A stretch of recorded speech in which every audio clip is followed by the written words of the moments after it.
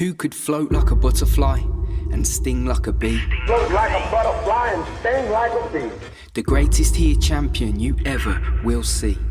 The story began with the abduction of his bike, and that set the wheel turning to change a young man's life.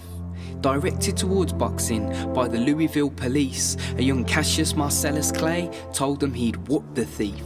Then you better learn to box, said the officer, and Cassius began to use his fists before fighting for his country and winning gold at the Olympics.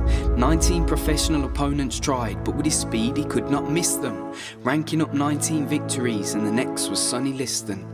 Though an underdog he may have been, he knew greatness would beckon. His pre-fight prediction proven right when Liston never came out for the 7th. With odds at 7-1, many people lost their money because it beat him up so bad it was a total eclipse of the sunny. I told the world He screamed, I must be the greatest. The champ is here. eventually added to his mantra and his playlist. Shortly after, Cassius changed his name. Muhammad Ali was born and the world would never be the same. Then in '66, Ali refused to serve. And shoot them for what? They never called me nigga. And he stayed true to his word. In-ring antics followed as he opposed Ernie Terrell. "What's my name?" What's my name? Bow. he would yell. Ernie thought it funny to call him Cassius Clay, but Muhammad was not laughing and he promised to make him pay. Ali shuffled towards one more defence before having his title stripped. Sympathy for him gained momentum though his prime years had been ripped.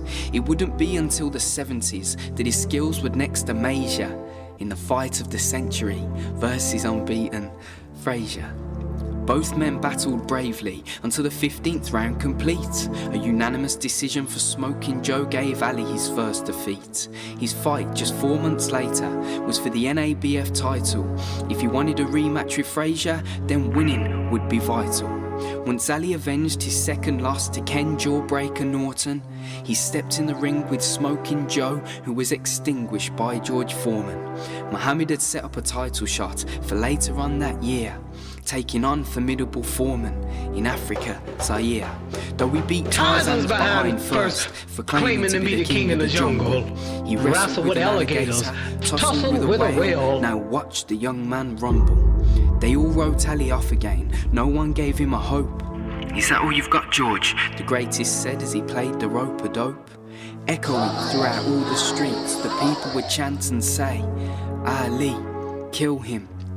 Ali, MIA." Foreman started to slow down, he had to slam on the brakes. This is the wrong place to get tired, then Ali stopped him in round 8. A decider was destined against Frazier, and both men promised to deliver.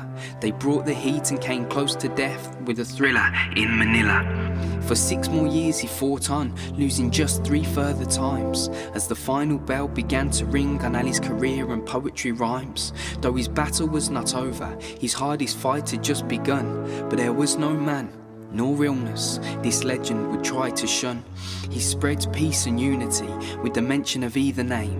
His fire burns eternally, as did his Olympic flame.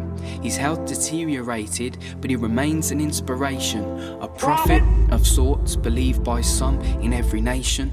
He is the greatest sportsman that there will ever be. The Louisville Lip, the people's champ, Muhammad Ali.